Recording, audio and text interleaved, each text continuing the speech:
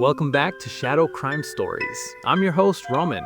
And I'm Trish. It's great to be back for episode 2. It is. Last time we covered Jack the Ripper, but today, Trish, we're diving into one of the most chilling and perplexing unsolved mysteries in American history. We are. We're heading to Cleveland, Ohio in the 1930s to talk about a killer known only as the Mad Butcher of Kingsbury Run. To really understand this case, you have to picture Cleveland in the 1930s. It was the height of the Great Depression.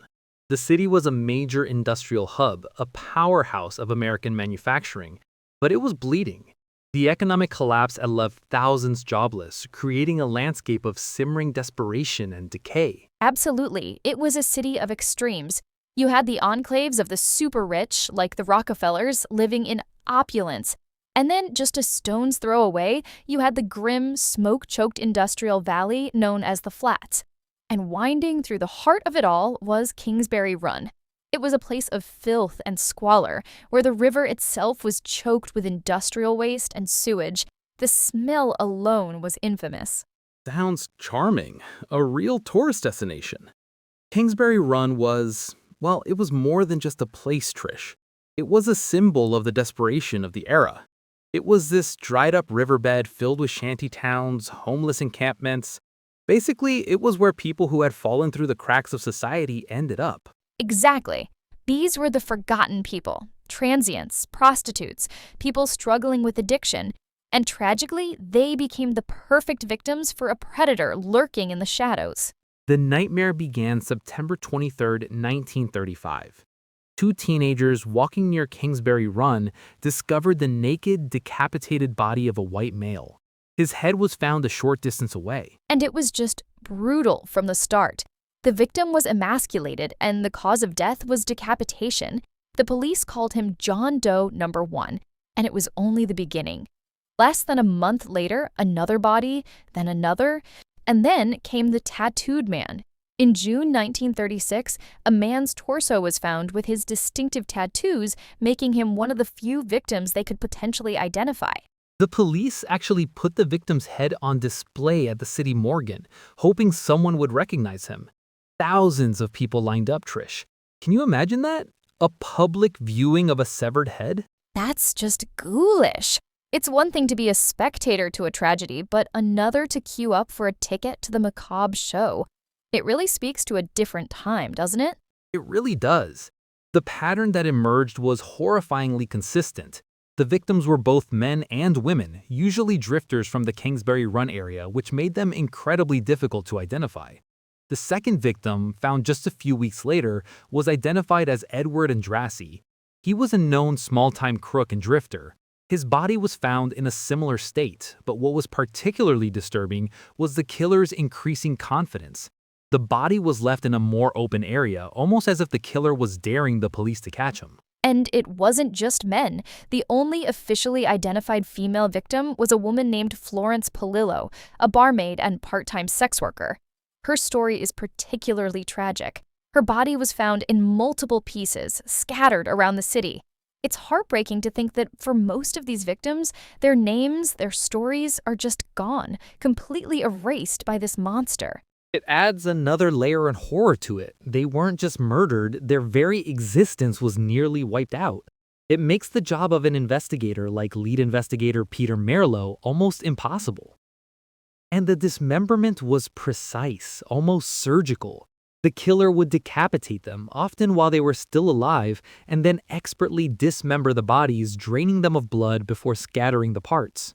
And Roman, that's a crucial point. Because they were from the fringes of society, the public's fear was mixed with a certain detachment.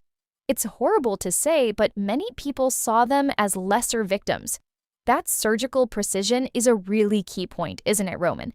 It immediately led investigators to believe the killer had significant anatomical or medical knowledge, like a butcher, or a doctor, or a mortician. A man of many talents, apparently. It's a shame he didn't put them to better use, like, say, not murdering people. It makes you wonder about the psychology behind it, doesn't it? The dismemberment wasn't just about hiding the bodies. Scattering them in public was a performance. It was about creating maximum terror and showing off his skill. Absolutely. There's a supreme arrogance there. The killer saying, not only can I kill, but I can take my time, dissect the bodies with precision, and you are powerless to stop me. He's not just a murderer, he's a showman, and the entire city of Cleveland is his unwilling audience. And we have to remember, Trish, this was the 1930s. They had virtually no forensic tools to work with, no DNA, no fingerprint database for transients, no criminal profiling in the way we know it. They were working with little more than eyewitness accounts and gut feelings. The killer was able to operate with impunity because the science just wasn't there to catch him. Right? It's not like they could just run a DNA test and have the results in an hour, like on TV. They were basically working in the dark with a killer who was meticulous and left almost no usable evidence behind, a real-life ghost. That's right. The coroner noted the clean, skilled cuts. This wasn't a frenzied, passionate attack. It was cold, calculated, and methodical. The police knew they weren't dealing with separate incidents. They had a serial killer on their hands, one the newspapers quickly dubbed the Mad Butcher. So, with the body count rising and the city gripped by absolute panic, a very famous name enters the story: Eliot Ness. The Eliot Ness? The man who led the Untouchables and took down Al Capone in Chicago? The very same. His reputation preceded him. He was the incorruptible hero who had stared down organized crime. Cleveland hired him as the public safety director, a modernizer, a reformer. He was meant to be the city's shining knight. So when the butcher started his reign of terror, it became a direct challenge to his authority and his celebrity. The press, which had once lauded him, was now breathing down his neck. No pressure, right? Go from national hero to the guy who can't catch a local bogeyman? I'm sure that went over well at dinner parties. It reportedly became a consuming obsession for him. This one case, this one ghost, was tarnishing the untouchable legacy he built. He couldn't solve it, and for a man like Eliot Ness, that was a personal and professional failure that haunted him for the rest of his life. Exactly.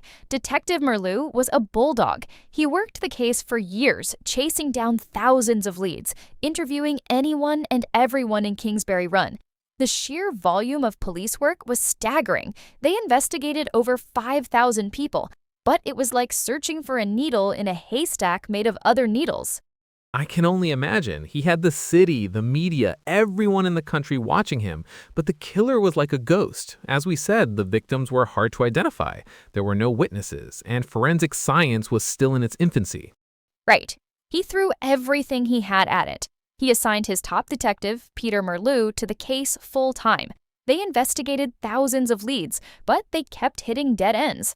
The killer would leave parts of his victims in very public places, almost like he was taunting them. He definitely was, and Ness, in his growing frustration, made a really controversial move. In August 1938, after another victim was found, he ordered a massive raid on the Kingsbury Run shantytowns.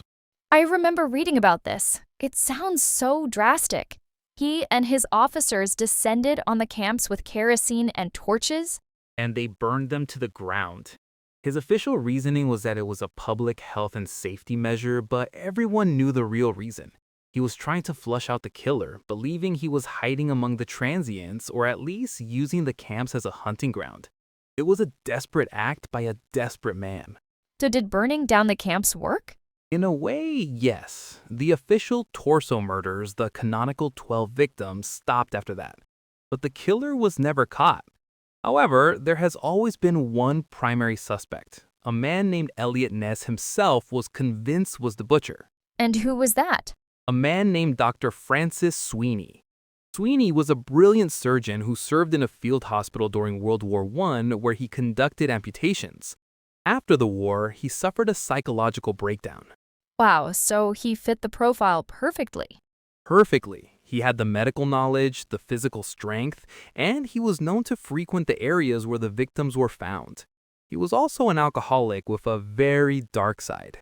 So if Ness was so sure it was him, Roman, why wasn't he ever arrested and charged? Well, that's where it gets really complicated.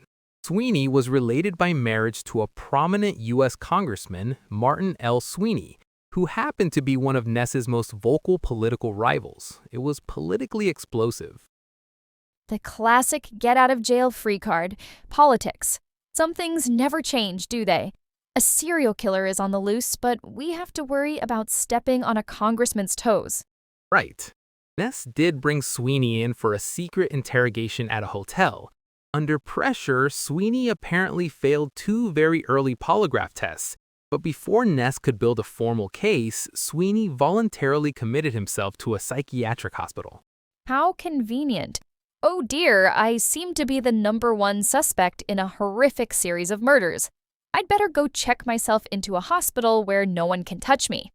It's a bold strategy, Roman, you have to admit. He effectively placed himself beyond the reach of the law and lived out the rest of his life in institutions. Exactly. And get this, Trish. For years after Sweeney was institutionalized, Eliot Ness began receiving taunting postcards and letters. They mocked him for his failure to catch the killer. Ness was convinced they were from Sweeney, mailing them from inside the hospital until his death. That is just bone-chilling. So in the end, the official victim count stands at 12, though many believe there were more, and the case remains officially unsolved. Unsolved to this day. Eliot Ness went to his grave believing Dr. Sweeney was the Mad Butcher, but without a confession or the concrete evidence needed for a conviction, he can never prove it. The identity of the killer who terrorized Cleveland has been lost to time, a true shadow in our criminal history. What a terrifying and ultimately frustrating case. The thought that someone could commit such atrocities and just get away with it. It's the ultimate fear, isn't it? Well, that's all the time we have for today on Shadow Crime Stories. Join us next time as we decipher the cryptic messages of the Zodiac Killer. We'll be back next week with another case. Until then, stay safe.